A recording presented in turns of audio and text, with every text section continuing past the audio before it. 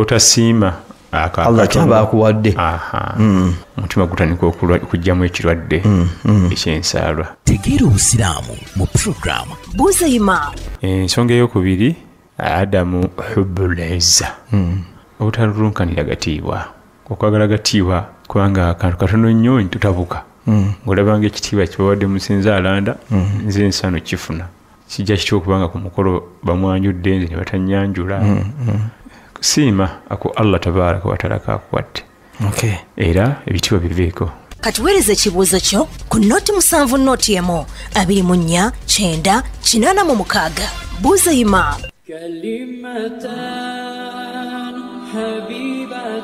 Tupwaniriza program Manya Obusiraamu.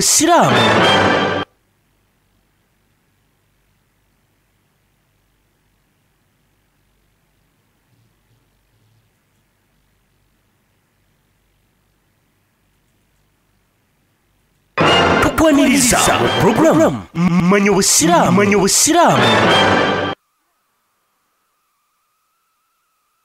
Aubillahi minashaitanir rajim. Bismillahir rahmanir rahim. Alhamdulillahi rabbil alamin wassalatu wassalamu ala rasulillahi sallallahu alayhi wa sallam wa ba'd. Assalamu alaykum wa rahmatullahi wa barakatuh. 107 katonyize mwera pale FM nate nkwaniriza mu programu eno Manya Obusiraamu kwebaza byonna abyosobodde okubanga okolako naddala olunaku lwaleero abafunye ebirungi alhamdulillahi rabbil alamin abasomozeddwa mu nsonga ezimu endala tusaba wakitiibwa Allah abawo obugumiikiriza abafiiriddwa tugamba inna lillahi wa inna ilaihi raji'un. Tusaba wakitiibwa Allah subhanahu wa ta'ala bannaffe baatutabawo empeera ennungi ku bye bakulembeza mu kulongoosa ebyabasobako ng'abantu abeerenga abasonyiwa. Ntera olunaku lwakubiri nga bulijjo tubeera mu maali y'obusika tugenda maaso n'okulaba emigabo gyaffe nga bwe gifaanagana ku oyo omuntu munnaffe gwe Allah gw'abajjuludde era bakyabagabana ku ebyo ebisigadde. Tubeera ne muganda wange Kasule Omar wano Sheikh nga tubeera naye nga tugenda maaso n'okuteekulula wano ne wali. Twebaza mwenna abagenda maaso nga mugoberera programu eno terina gwesosola kubanga buli maka buli mpya ez'enjawulo zino ebintu bibaamu era mu ebiri kubanga tebyewalika eri abantu. Kale tukwebaza bw'oba oteyakadde nga kano n'obanga ate obaako by'osobola okuyiga n'otandika okubanga weepimapima n'okwebalaabala n'okulaba ekyekitandide okubanga okola mu lujjalo oba ekiribaawo nga munange Allah akujjuludde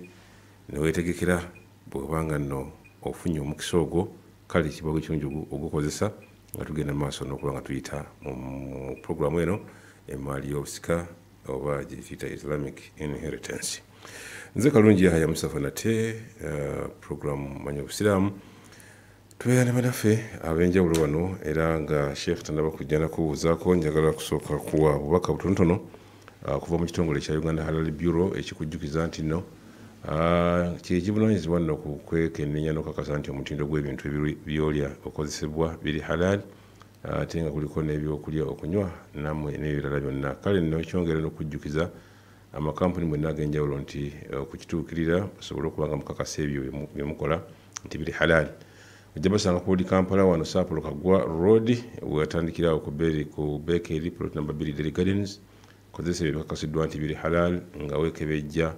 kyogula oba kiriko akabonero kaffe aka Uganda Halal Bureau akeetoloofu munda nga mulimu ekigambo halal mu Luwarabu. Kale nakumanya bisingawo ojja banyonyako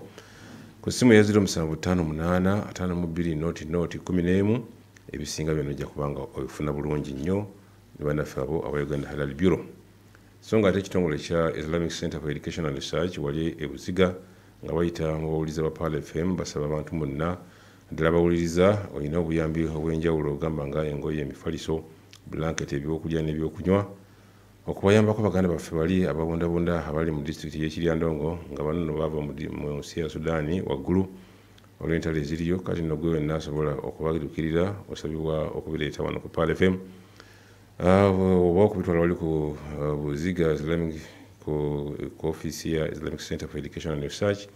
oba n'obakubira ku simu ya 070156 ejja kubanga munange owegase ku nteekateeka eyo enene. Nsonga ate njagala kujjukiza bannaffe abamunduzi management services Limited abasangibwa waliko ebukoto ku Kamule building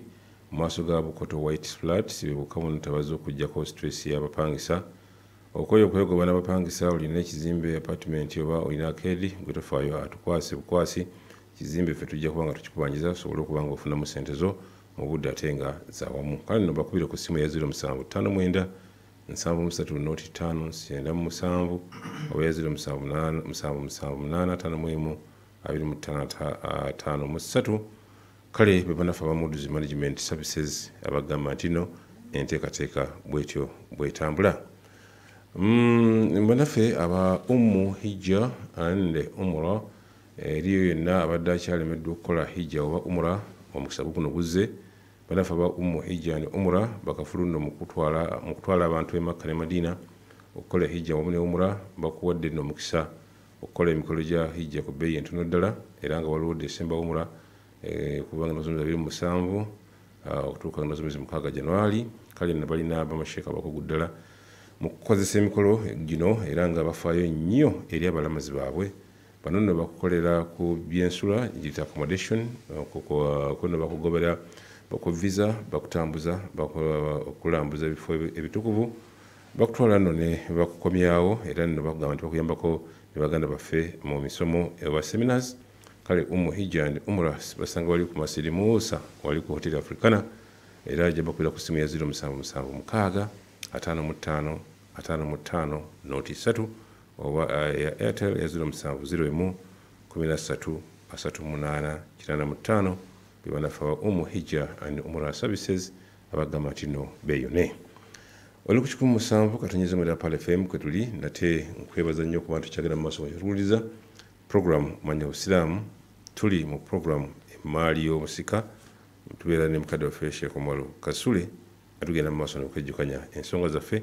nja musaba abeere nga akubuuzaako ate nate tubambage tugende mu maaso n'okumenya emiteeko gyaffe. Naam Sheikh. Naam, bismillah wa salatu wassalamu ala rasulillah sallallahu alayhi wa sallam. Allahumma ya rabbi shrah li sadri wa yassir li amri wa hlul 'uqdatan min lisani yafqahu qawli, amma ba'd. Assalamu alaykum wa rahmatullahi wa barakatuh. Wa alaykum assalam wa rahmatullahi wa barakatuh. Ebbanga lyonna Allah subhanahu wa ta'ala tumwebaza nanyini matenda majjivu atatukomezaawo nate okulaba nga tubaako nekitujjukanya kikwatagana ku ddiini yaffe era amateeka ga Allah subhanahu wa ta'ala. Manya eddoboozi nga Sheikh bw'ayanjudde Omar Suleiman Kasule program yaffe bwetyo akanyomero kaffe ak'ebwobusika tubatambudde kulaba ate nga okwongera kwawo we twakoma. Nkwebaza ggwe wenna agenda mu maaso n'okutuwuliriza mayise ebisaawa zino zakwebaka abantu babeera batalisedde edduniya naye abeefiriza akaseera kabi ne bagamba nedda tulina okwonda kyeyongerako ku ddiini ya Allah subhanahu wa ta'ala. Tubeebaza era tusaba Allah tabarakahu wa ta'ala abongere okutegeera ne kyemululunkanira kyemulafuuba n'okutuukako mu kwongera okumanya eddiini Allah tukenkulemu ya rabbi. Amiina. Naam, ku mulundi guli twasembayo Sheikh nga tulabye ekiyitibwa engabanya y'emmaali erise kinnoomu era nga twalaba ku mulundi ogwasooka twalaba abakadde ababiri abazaala omugenzi ye maama ne taata. Twalaba emigabo gyabwe bwe gitambula ne tukomaoko era ne tugenda mu maaso ne tulaba abazaala abakadde abazaala omugenzi be bajjajja abo ne tubatunuulira nabo ne tubalaba jjajja musajja oba jjajja mwami ne jjajja mukyala era nabo ne tubumaliriza. Tusembyeyo mulundi oguwedde nga tutunuulira ku mwana omuwala. Omwana omuwala oyo twamulaba mu ngeri z'enjawulo. Muwala azaalibwa omugenzi bw'aba nga aleseewo ye yekka, bw'aba nga amuleseewo ne banne bawala banne, bw'aba nga amuleseewo n'abalenzi. Era twakitunuulira ku mulundi ogwaggwa ne tumaliriza n'obujulizi nga tulaba engabanya Allah subhanahu wa ta'ala wamu n'enjigiriza y'omubaka Muhammad sallallahu alaihi wasallam wakadhalika ne basahaba ridwanullahi ta'ala alaihim ne tulaba obujulizi bwe baatuwa ku mbeera y'omwana singa tuba tufunye keesi ezifaananako ng'ezo ze twalaba. Olunaku lwaleero nja kukoowoola bazzukulu kakasa Sheikh endowooza olinayo ku bazzukulu kati? Embasi balina oyo atuwulira kati abalina atuwuliriza kati abalina alhamdulillah. Era naye soko obayane soko onyonyola abantu abazzukulu bobi baliwo kubanga abazzukulu be bani kati kalungi ndi wano omuzzukulu wange yaliwa. mashallah awo tugenda okutandikira omuzzukulu yaani omuzzukulu yo yazaalibwa omwana gw'ozadde ayitibwa omuzzukulu yoyo azaalibwa omwana gw'ozadde naye babawulamu wano bwe tuba mu Buganda bapalawo emirundi ebiri waliwo omulenzi n'omuwala omwana ow'obulenzi n'omwana ow'omuwala bamwawulirawa bonna bazzukulu naye bagwa mu biti ebyenjawulo. omwana ow'omulenzi gwe bayita omuzzukulu haqiiki omuzzukulu ddala mu Buganda ate omwana ow'omuwala abeera muzzukulu naye omujjwa bongera akagamba ako omujjwa omwana ow'omuwala kati n'ekigambo kyaffe kye twakozesa nga tunnyonnyola hadithi eyo ey'Abaganda oba ekigambo taamu ey'Abaganda egamba nti mujjwa ffe ku sayidi ey'eddiini nga tulina okulayo ebimu ku bigambo by'abaakulembera omusajja ayitibwa Farasdok omusajja oyo amanyikiddwako ebyafaayo omusajja yali munnabyafaayo kisookera ate nga mutontomi yawangala ku mirembe gy'abasahaba naye yagamba ebigambo bino wammanga era enjogera yekozesebwa nnyo mu faraid yagamba nti banuuna banu abnaina wa banatuna abanatuna abnauhunna abnau rijali l abaadi yagamba nti abaana baffe bewo betuzaala betuzadde babeera bawala n'abalenzi wabula abaana baffe abawala be bazaala abnau rijali l abaadi bo babeera b'abaana b'abasajja abeewala abebbali yensonga lwaki wano Abaganda bakozesa taamuzi bbiri omwana omuwala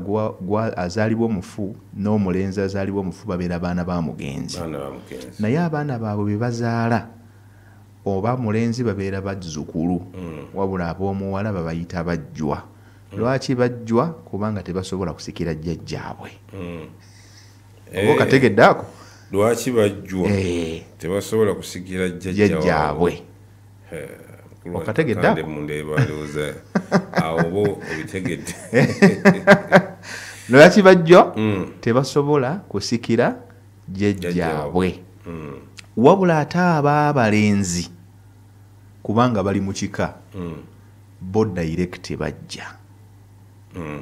okategedde bulungi bo oba abalenzi tewaliiwo jjijiri baziyiza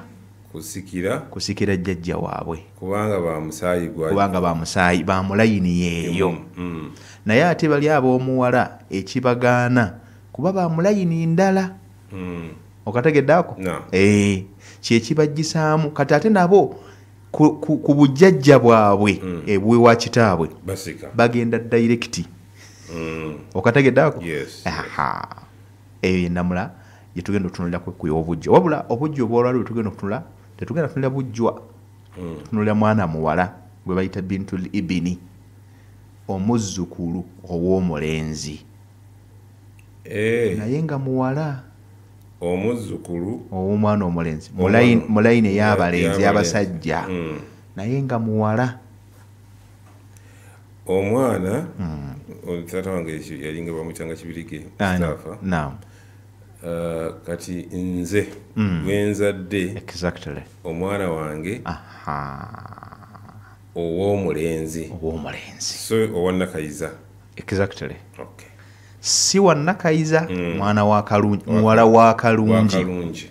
muwala wa kalungi oyo gwe tugenda okutunulira naye nga tumutunulira mu kifaananyi kyakuba nti tumuzza ku bujjajjaabwe mu layini y'abasajja na batugambye atuwuliriza omulungi mirathu bintil ibini obusika obukwatagana ku mwana ow'obuwala omuzzukulu ava mu layini ey'obulenzi wahidatan kanat au akthar abeere nga ali omu yekka nti yazaala kamu nga ka kibiriiti oba akthar nga basukkakaawo babiri basatu okudda waggulu oba ntegedde bulungi ekitegeeza nti bayinza obutaba bakalungi bokka basobola okuba abakalungi abakasule aba buwembo n'abalala kubanga ffenna kitaffe atya era abaana baffe abawala betuzaala basigala bazzukulu eri jjajjaabwe kategerekesaako ne batugamba nti shaqiqatun kunna au banati ammin si nsonga abaana bano abawala betwogerako bazaalibwa taata omu oba bataata ab'enjawulo bazaalibwa mu maama omu oba bamaama baaki banjawulo era si nsonga abaana bano baana baaba taata abato kyekiri kyetwogedde kuba kati gwe kalungi abaana ba buwembo abawala bakuyita taata omuto okategedde ng'abaakasule era bwe bakuyita taata omuto okategedde ako kati si nsonga bali bennyini b'ozaala oba bali ab'abaganda bo wahidatan kanat au akthara si nsonga ali omu oba bangi fi darajatin wahidatan naddala nga bazze mu ddaala litya limu walahunna fi lmirathi 5 halaati abaana abo nga bwe tuboogedde abaana abange naawe muganda wange gwe atuwuliriza kaŋŋambe nti buli musajja yenna ali wano awuliriza Pearl FM 107.9 bwe tubeera nga taata waffe atuzaala ali omu ye kalungi gw'owulira emabega g'omuzindaalo ffenna mwetukola ki mwetuva ekitegeeza abaana baffe betuzaala babeera bazzukulu eri kalungi okategedde abaana baffe abo okusikira kalungi ono balina kuyita mu mitendera 5 embeera 5 okukwalifayinga okusikira jjajja waabwe mu ngeri ennyangu okukwalifayinga okugabana ku maali ya jjajjaabwe okategedde ako okukwalifayinga okugabana ku maali y'ejjajjaabwe era embeera zino 5 zetugenda okutunuulira naye nga tuzitunuulira mu mbeera ya migabo nti babeera mu mbeera bwe bati tubalabe tutya bw'anaabeera mu mbeera bweti tumukole tutya kakati esookera ddala tarithu nisfa fardan bi 3 shuruutin hiya embeera esookera ddala ku ziri 5 raisiya enkulu esookera ddala y'embeera y'okuba nti omwana oyo asobola okujja mu mbeera gy'ajjiddemu nga agwa mu mugabo gwa haafu ya byabugagga azza atya tugenda kulaba weewali we tugambye kubanga waliwo olwo bubeera obulala obuyingiddewo ddi lwagufuna kati kyobuuza ekyo tugambye nti omwana ono asobola okujja mu mbeera mwajjidde ng'ajjidde mu mugabo gwa kitundutundu kya byabugagga eby'omugenzi omugezi alina $50,000 ng'akaana kano akawala oba obuwala buno katuli kawala kamu kuba kali mu haafu kaba kateekeddwa okutumako $25,000 naye $25,000 ezo okuzikawa akaana kano akawala akatuwuliriza kiki kyeteekeddwa okugoberera bulombolombo ki bwe tulina okuyitamu akasooka batugambye obulombolombo buli 3 ku mugabo ogwo kwe tuli ku mwana oyo okufuna haafu y'ebyobugagga yes obulombolombo buli 3 akasooka adamul muasibu laha wa huwa akhuha ateekeddwa okuba nga akaana ako akawala tekalinaayo mwannyina waako mulenzi kitegeeza ye muzzukulu omulenzi nga taliiwo bwe bali mu ddaala asobola okuba nga bwe twakyogedde wamma atuwuliriza omusajja bwe mba nga nazaala akazzukulu akawala wadde nzaalibwa nammwe naye nga temulinaayo mwana nga nze nkalina nkaleseewo abajja butereevu olwo ffenna twafa naye nemba nga nze mu kufa kwaffe ffenna abatuwuliriza olwo twesse kakati akaana kano kasigala yoga nti abooluganda baali 13 naye oli gwe baayitanga kasuli ye yaleka akaana ako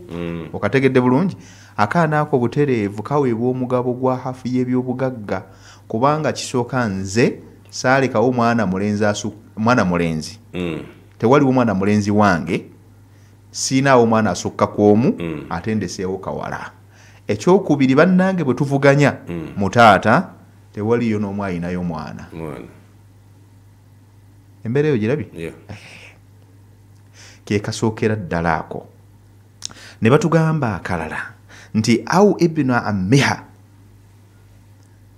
kyekugambye oba omwana wa muganda wa taata we oba kitegereka wamma tuwuliriza tugambye ffe tuli baluganda mu abasajja abatuwuliriza nze ndi muganda wo negwowuliriza n'omulala yenna awuliriza ffenna tuli baluganda abasajja naye nze mbagayi nze nnina akawala nzekka ate mmwe temulina wabula singa kisangibwa nga waliyo omulenzi wadde sinze muzaala naye muganda wange bwe tuzaalibwa mu taata yamukola ki kawala kange tekasobola kufuna hafu ya byabugagga awo aba avuddeyo mu hafu lwaki olw'okubaawo kwa mwannyina mu taata omulala mwannyina oyo nga bali mu ddaala lyerimu bonna baana b'abataata abato okategedde kitegeeza ku jjajjaabwe ono kawala kange tekagenda kufuna hafu wabula bagenda bakuyita kwegattira mu mugabo bagenda kwegattira mu mugabo bagugabanire wamu ne kali akalenzi ka muganda wange kategerekesa akuseeka embeera ey'okubiri tuli ku mugabo gwa kimu